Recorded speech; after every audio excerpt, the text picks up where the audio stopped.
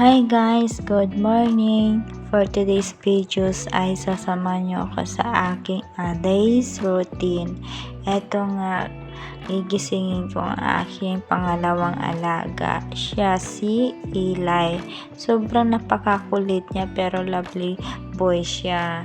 Ayan, tatlo pala alaga ko guys. Pangalawa ito. Ayan. Alas 6 pala kami nagigising ng umaga kaya antok na antok pa siya. Kailangan ko siyang gisingin kasi kailangan siyang papasok sa eskwela. Kaya ang gusto niya muna ay lambi-lambingin, halik-halikan, yakapin, ayan, bago siya bumangon. Kung nakabangon naman siya, yan, magtututbrush siya. Tapos mamaya bababa ako para magpa-prepare ng food niya. Ayan, bumaba ako at nagdiretso ako sa kitchen para mag-prepare. May mga na iwan pa silang tira nila kagabi na ulam, hindi na nila nilagay sa ref. Ayan, kaya ako ilalagay ko at magliligpit ako dito kasi marami silang naiwan na kalat. Ewan ko kung anong ginawa nila kagabi. Ang dami nilang kalat na iniwan. Ayan. Wala pala yung amo kong babae. Kaya mag-isa lang ako ngayon na mag-prepare na mga food niya. Mga pagkain niya sa eskwela. Ayan.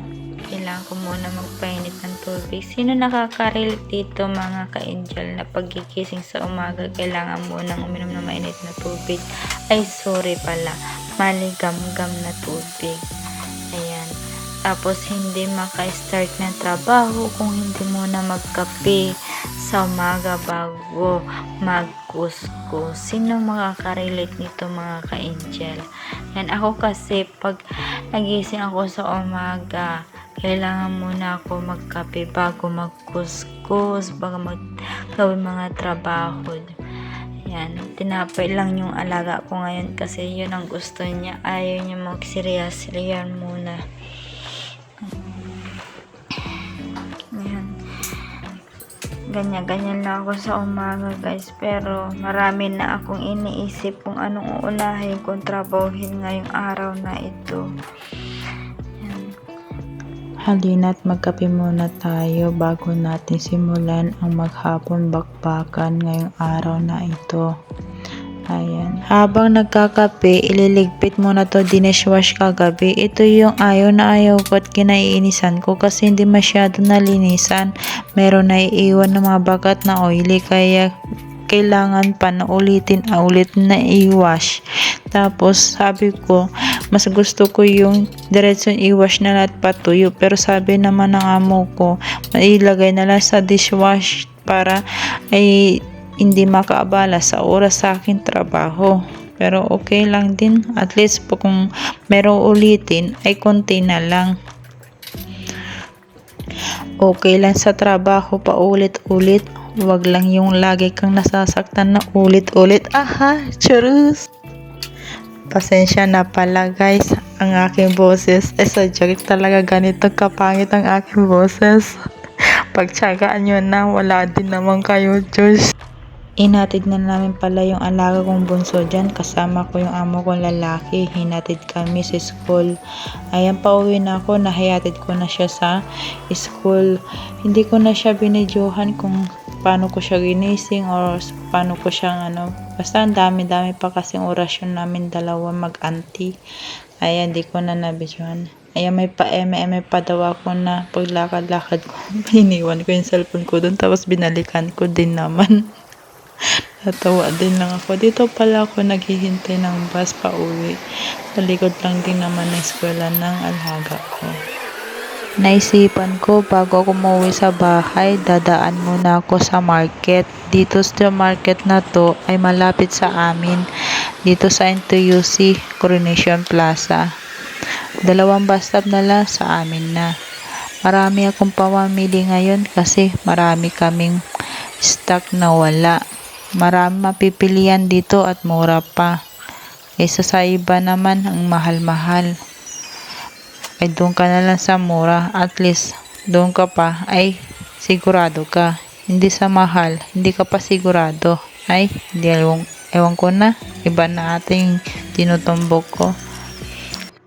Ayan guys, pagkarating ko agad-agad kong inayos ang mga pinamalengke ko. Agad-agad ko linagay yung mga karne at mga manok at mga isda sa ref. Baka masira kasi at magkaamoy.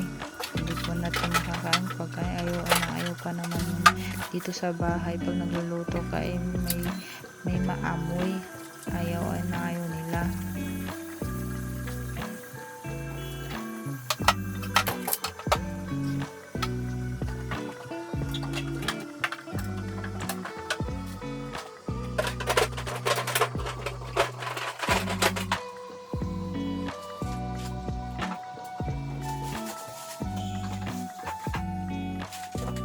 Pagkatapos ko nga linigpit ang mga pinamili ko, ay dediretso naman ako para maglinis sa salas.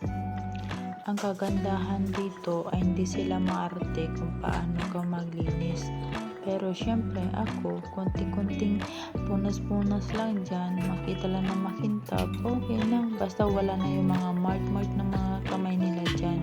Yun lang naman tinitignan ko yung mga mark ng kamay nila dyan eh.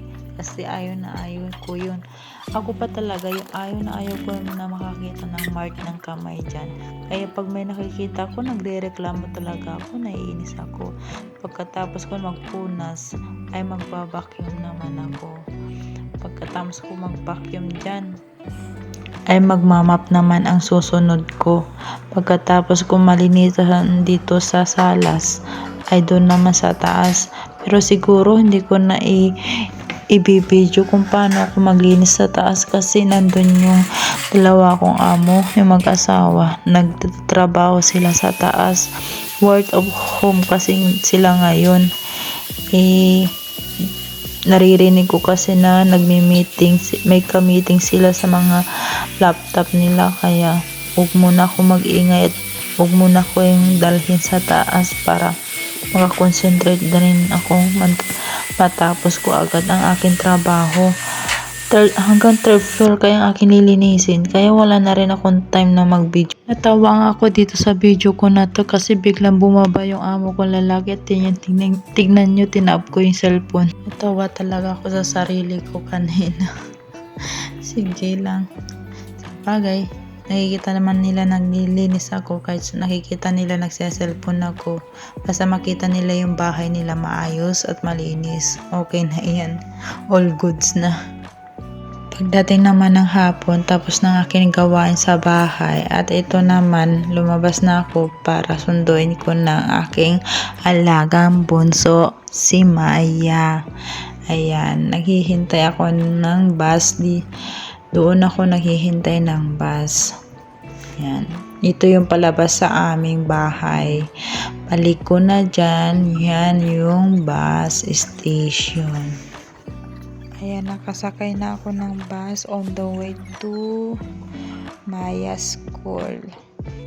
2 sakay pala ako dito guys. Lilipat ako sa kabila para doon naman ako papunta sa school ng aking alaga.